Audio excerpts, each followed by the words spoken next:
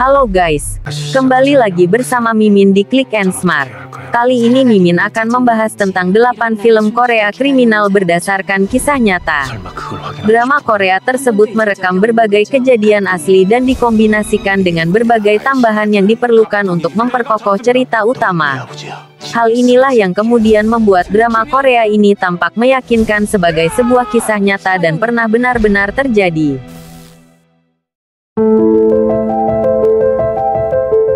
Mouse merupakan drama Korea kriminal yang diangkat dari kisah nyata sebuah kasus pembunuhan pada 2017. Drama ini mengisahkan saat Jung Barem, seorang polisi ditugaskan untuk menangkap pembunuh berantai yang punya jejak rumit dan sulit ditemukan. Dia akan bekerja sama dengan Go Mochi, seorang detektif yang tidak lagi peduli dengan berbagai hal selain menangkap penjahat dengan cara apapun. 눈은 눈으로, 이는 이로. 이렇게 남에게 상처를 입힌 만큼 자신도 상처를 입어야 하는. 저 형사님한테 좀 배우고 싶어요. 저도 이번 수사에 좀 껴주세요.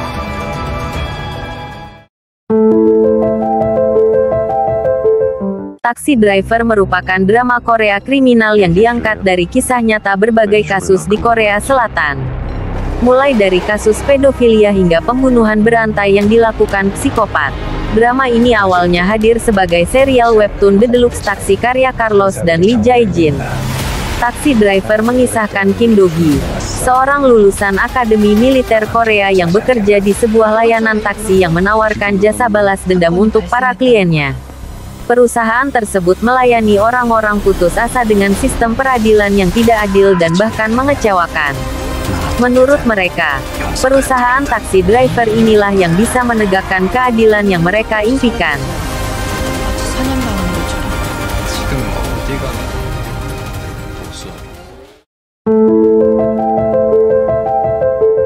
Ekstrakurikuler merupakan drama Korea kriminal yang diangkat dari kisah nyata kasus Eunrum dan sempat menghebohkan publik internasional, karena pelakunya adalah seorang pelajar di sebuah sekolah.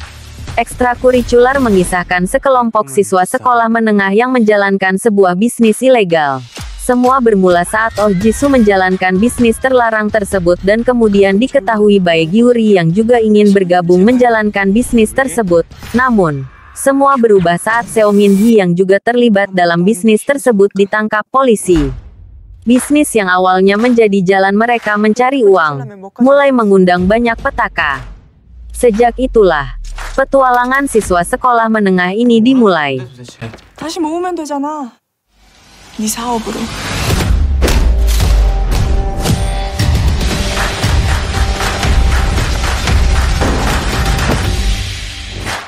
너 그러다 죽어. Silence diangkat dari kisah nyata yang pernah terjadi di Gwangju Inhwa School, sebuah sekolah berkebutuhan khusus di Korea Selatan. Film ini mengisahkan Kang In-ho, seorang guru seni di Benevolence Academy di kota fiksi Mujin, Provinsi Jeolla Utara yang baru saja masuk. Ia sangat bersemangat dengan pekerjaan barunya ini, tetapi anak-anak di sekolah tersebut malah menjauhinya.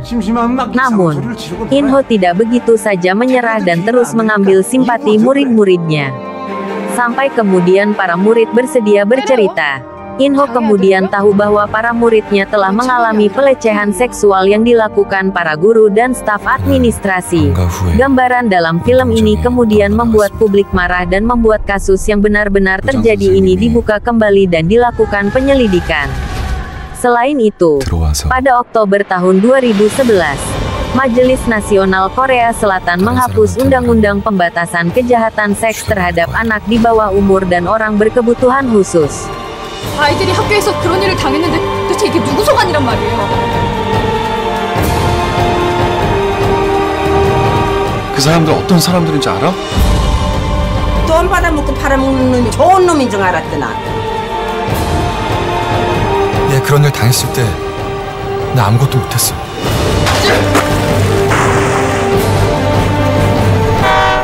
지금 이 손 놓을 수 없어.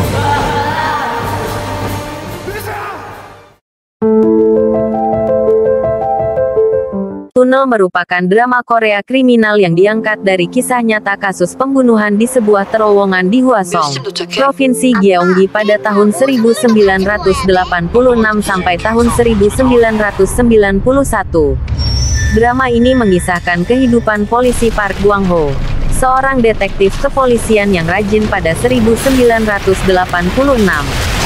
Dia terpaksa harus berurusan dengan seorang pembunuh berantai mengerikan karena sudah banyak memakan korban. Suatu hari, Gwang-ho mendapatkan petunjuk bahwa pelaku ada di sebuah terowongan. Mengharukan, Gwang-ho kemudian mengejar pelaku tersebut dan masuk ke dalam terowongan. Namun, saat ada di penghujung terowongan, Gwang-ho menemukan dirinya ada di 3 dekade di masa depan. Hal tersebut tak dapat membuatnya kembali ke rumah dan harus menyelesaikan kasus tersebut. Gwang-ho berteori jika dirinya bisa menuntaskan kasus pembunuhan berantai tersebut, dia akan bisa kembali ke masa sebelumnya. Selain menyajikan drama pembunuhan berantai, Tunnel juga mengisahkan perjalanan waktu yang dilakukan Gwang-ho. Signal merupakan drama Korea kriminal yang diangkat dari kisah nyata kasus pembunuhan menggemparkan publik Korea Selatan. Drama ini mengisahkan kehidupan polisi detektif Cha Soo-hyun Kim Hye-soo, petugas polisi wanita pertama di Satuan Tugas Khusus dan menjadi pemimpin regu kasus dingin Seoul. Kelompok detektif tersebut harus mengejar penjahat yang diburunya pada 1986 dan masuk ke dimensi masa depan 2015. Melalui sebuah walkie-talkie kemudian memungkinkan seorang detektif pada 1989 untuk berkomunikasi dengan seseorang dari 2015. 남자가 아니라 여자예요? 박현경이님. 나 이지현 형사입니다. 박현경이님 거기 있습니까? 건물 뒤편 맨홀에 목을 맨 시신이 있습니다. 김윤정 유괴 사건 용의자 서영준 시신입니다. 김윤정 유괴 사건? 누군가 서영준을 죽이고 자살로 위장한 겁니다.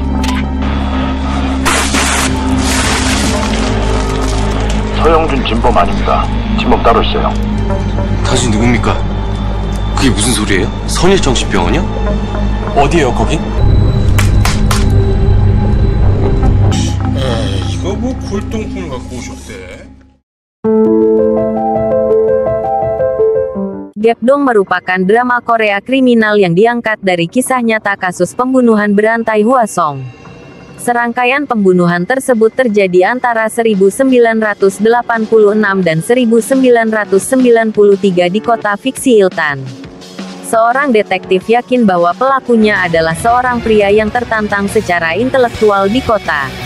Namun, setelah orang yang dituduh terbunuh, putranya, Mo Yong-hyun Sang-hyun, bersumpah untuk membersihkan nama ayahnya.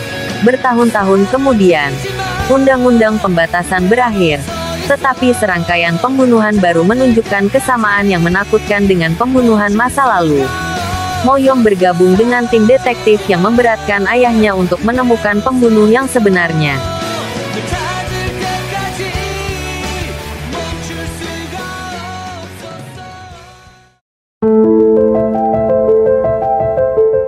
Film Han Gong-ju diadaptasi dari kisah nyata yang terjadi di Miryang, Korea Selatan tahun 2004 silam.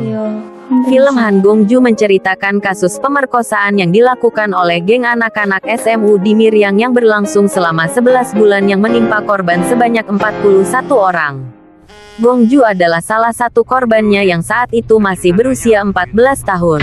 Gong-ju adalah potret ketidakberdayaan korban pemerkosaan terutama bagi mereka yang masih anak-anak. Ia mendapat ancaman dari pelaku yang merekam kejadian dan mengancam akan menyebarluaskan rekaman tersebut jika Gong-ju buka suara. Alih-alih mendapatkan bantuan dari keluarganya, Gong-ju berusaha sendiri untuk mencari bantuan.